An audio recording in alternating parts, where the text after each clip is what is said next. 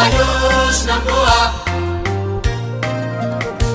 Nagpausap kasi Ikoron ng mando Iyetan siwama Indabar fatini malo Yubisi yatako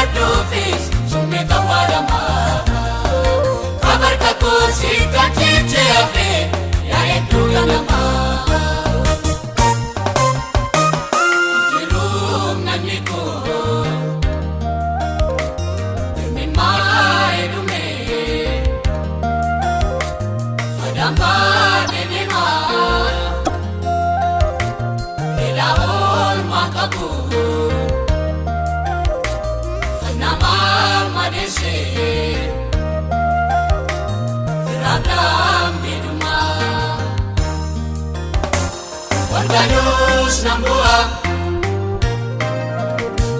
Nagpausap kasi Ikoron ng mando Iyetan siwama Indabar fatini malo Yubisi yatako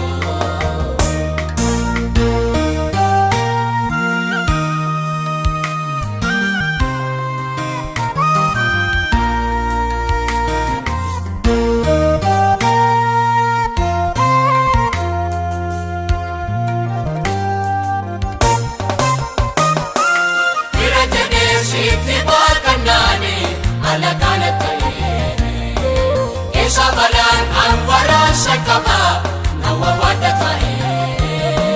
Puto na yun Paripono mo Darala kami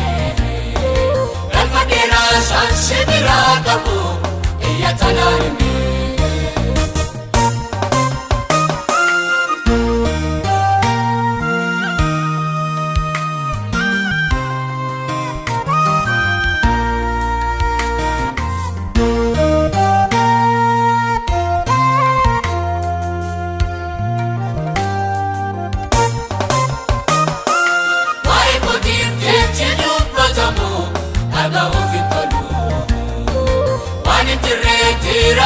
Sanito maanan ratuno Naduduman agandar batamu Umalakama Natinisi punong na punani Sibindan na ama Nadoksi Nadoksi Nadoksi dhoksi kata Adonai naftahi Nendae